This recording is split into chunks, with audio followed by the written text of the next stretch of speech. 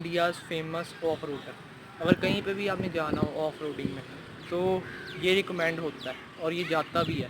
अगर आप रेंट पे भी इसको लेते हैं लेह लद्दाख वगैरह जाने के लिए कहीं पे, तो यही बाइक आपको पहले रिकमेंडेड होता है, उसके बाद अगर आपने कोई और लेना हो।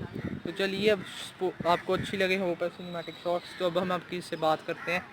तो ये है guys royal Enfield bullet 350 standard.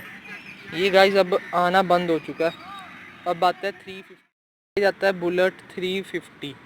ये है बुलेट 350। अब आता है बुलेट, अब बुलेट नहीं आता, अब आता है रॉयल एनफील्ड 350 ES।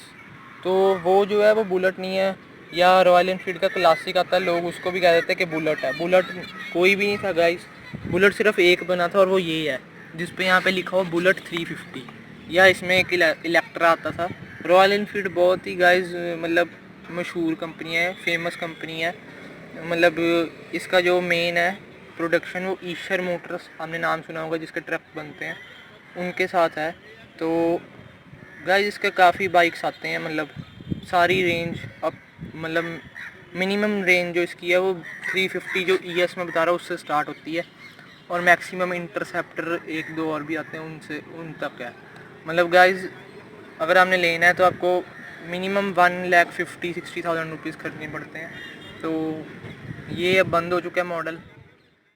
ये जैसे इसमें आप सिलेंसर देखिए, इसमें आप मॉडिफाई लोग सिलेंसर लगवाते हैं, पर वो लगवाना नहीं चाहिए उसका, क्योंकि चलान है उसकी, क्योंकि जो साउंड होती है बहुत ज़्यादा होती है। ये जो इसमें कंपनी सोच समझ के ही देती है आपको। इसका वैसे आपको मैं डिटेल बताऊं तो बहुत ही अच्छी गाड़ी है, जैसे मतलब बाइक है। ट्विन स्पार्क प्लग का इसमें इंजन मिलता है 350। इसकी जो एवरेज है वो लगभग है 35 to 40। और वैसे आपको अगर आप कहीं जा रहे हैं तो बहुत अच्छा लगेगा जाने में, क्योंकि जो इसकी सीट्स है वो बहुत ही कुशन वाली हैं, हैवी अच्छी हैं, अच्छी हैवी सीट्स बनाई गई हैं कंपनी ने, तो इसीलिए इतना रेट ज़्यादा है। पर वैसे अगर आप बात करें तो जो इसकी ब्रेकिंग है वो ब्रेकिंग थोड़ी इसकी मतलब ज़्यादा अच्छी नहीं है कि आप बाकी बाइक से अगर कंपेयर करें। अगर आप तेज़ चला रहे हो तो रुकता है बहुत देर से है, ठीक है गाइस। और इसमें आते हैं spokes wheel with tube tyre. अब जो आता है उसमें तो ABS भी है और डिस्क ब्रेक्स भी हैं जो अब आता है।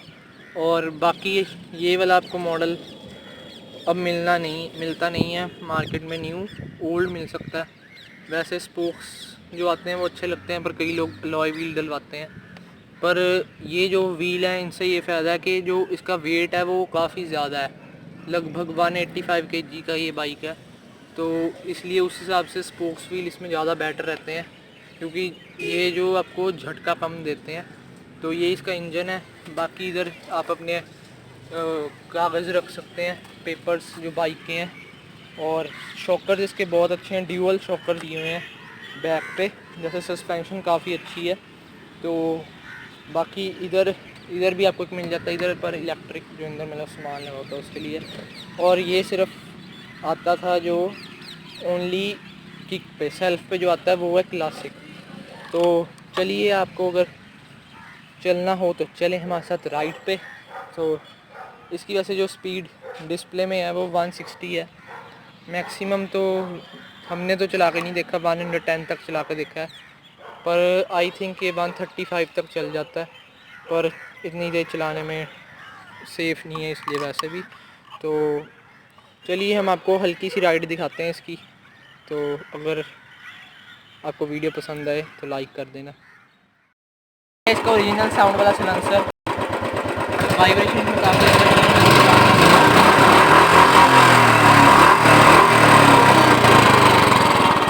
आइए राइड पे चलते हैं। इसमें सबसे जो बात है ज़रूरी, इसमें फ्यूल गेज नहीं आता था, अब जो है उसमें सिर्फ लाइट आती है अगर आपका मतलब वो हो गया हो रिज़र्व पे पेट्रोल। इसमें एक एम्प मीटर आता है जिससे आपको अपनी बैटरी का पता चलता है कि अगर ये पॉजिटिव में रहनी चाहिए, अगर नेगेटिव में चल जाए तो बैटरी ख़राब है। तो चलिए चलते हैं राइड पे, होप आप इंजॉय करेंगे राइड।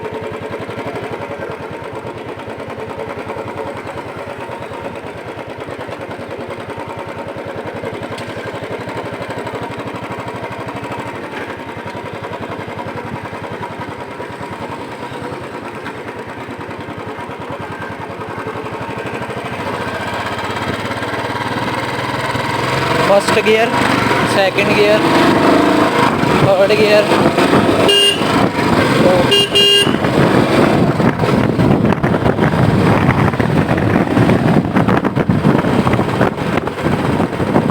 तो 60 तक तो गाइस मैंने आपको दिखा दिया चला के। बाकी सड़क के हिसाब से होता है, अगर सड़क बड़ी हो तो ज़्यादा भी चल सकता है। तो अभी थोड़ी सी इसकी आपको ब्रेकिंग दिखा देते हैं। जैसे ये देखिए,